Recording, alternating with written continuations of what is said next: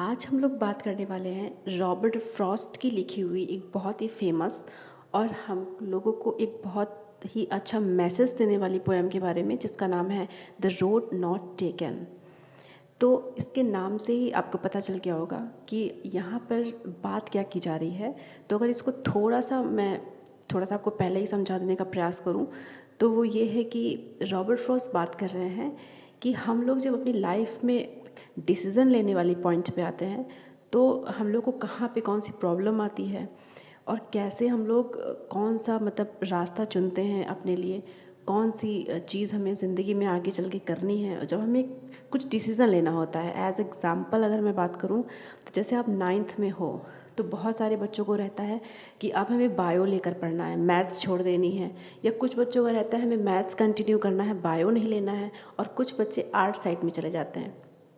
तो आपको अपनी एबिलिटी के बारे में पता होता है कि मैं किस फील्ड में अच्छा कर सकता हूँ।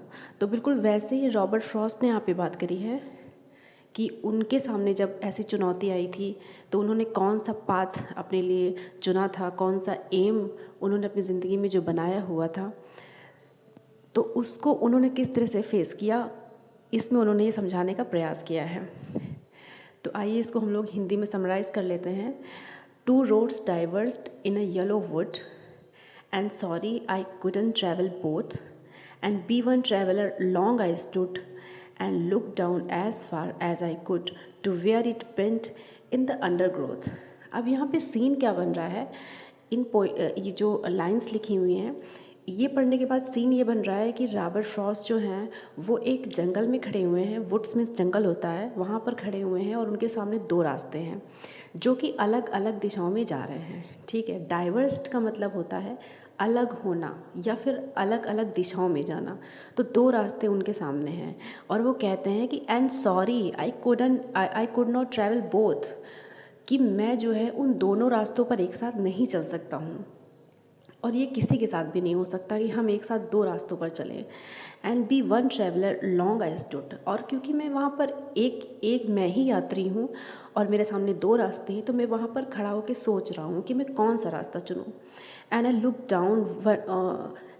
Down one as far as I could, और मैं वहाँ पर खड़ा रहा, देखता रहा, सोचता समझता रहा जितना देर मुझसे हो सका।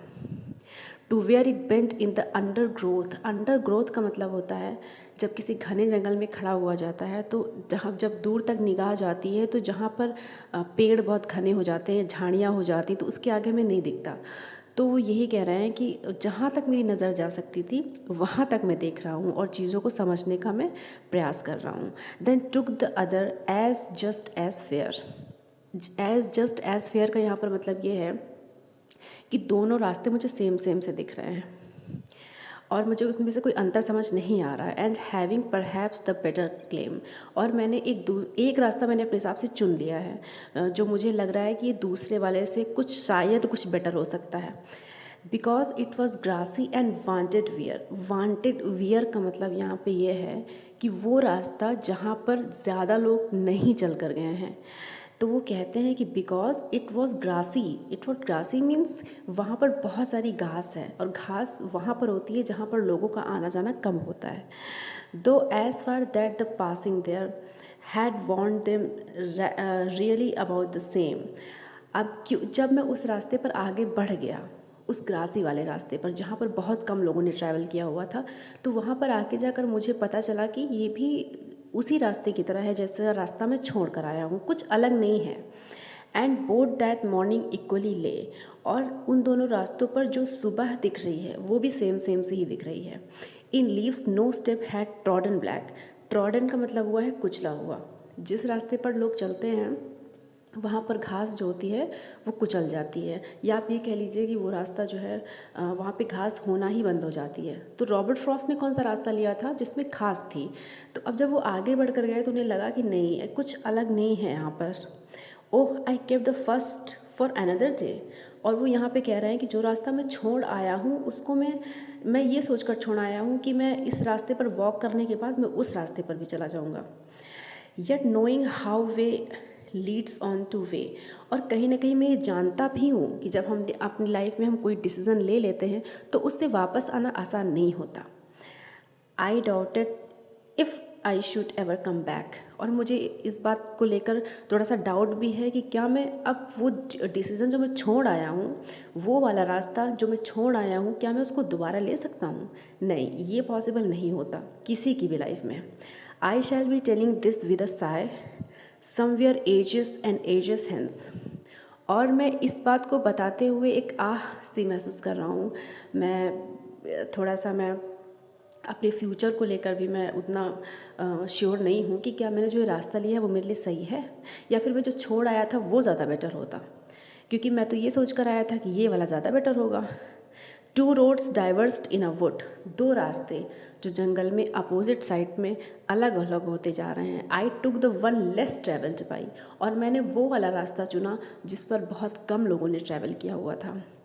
And that has made all the differences, और शायद उसी रास्ते ने मेरी ज़िंदगी में जो आज मेरी लाइफ में डिफरेंस है, या आज जो मैं अपनी लाइफ में अचीव कर पाया हूँ, वो मैं इसी वजह से अचीव कर पाया था कि मैंने वो वाला रास्ता चुना था।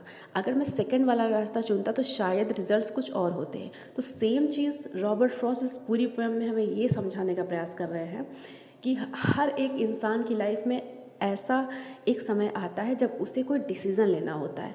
उसके पास दो ऑप्शंस होते हैं, सिर्फ दो ऑप्शंस होते हैं जो उसको सेम सेम से रखते हैं। जैसे कि एज अ स्टूडेंट अगर मैं आप लोगों के लिए बात करूं, तो अब वही होता है ना कि कुछ बच्चों को मैथ्स लेनी है, कुछ को बायो लेनी है, कुछ को आर्ट्स लेनी है। अच्छा हाँ, कुछ बच्चे ऐसे भी होते हैं जो मैथ्स में भी अच्छे होते हैं और उनको बायो में भी बहुत इंटरेस्ट होता है। तो अब वहाँ पर वो डिसीज़न नहीं ले पाते, क्योंकि जब आप बायो लेकर पढ़ते हो तो आपके पास डॉक्टर बनने के ही मैक्स चांस रहते हैं। और कोई डॉक्टर पीछे मुड़कर ये नहीं कह सकता कि अब मैं मैथ्स लेकर उससे मैं पढ़ाई करूँगा, तो ये चीज़ें पॉसिबल नहीं होती। वो ज़िंदगी में एक वक्त आता है जब आप जो डिसीज़न आप ले लेते हैं उस पर ही आपको स्टिक रहना पड़ता है, और वही जो है आपको आपकी ज़िंदगी में रिजल्ट्स देता है, आपके ऊपर अपनी छाप छोड़ता है। तो इस पूरी पोएम में उन्होंने यही बताया है। ये जो जंगल की बात की गई या रास्ते की बात की गई, ये सिर्फ एक एग्जाम्पल देने के लिए था। क्योंकि जंगल के रास्ते पर तो हम लोग अब एक रास्ते पे चले गए तो वापस आके दूसरा रास्ता ले सकते हैं, लेकिन लाइफ में ऐसा नहीं होता। तो ये जो है उन्होंने अपना एक्सपीरियंस शेयर किया है, और उन्होंने बताया कि कैसे मैंने लाइफ में डिसीज़न लिया और उसने मुझे किस तरह से अफेक्ट किया। मतलब वो चीज़ पॉजिटिव रही या नेगेटिव रही, ये दोनों सेंस में बात की जाती है कि भाई आपका डिसीज़न हमेशा सही हो ये ज़रूरी भी नहीं होता। तो इस पोएम में बस इतना ही था। बहुत ही जल्द मिलेंगे अगली पोएम के साथ।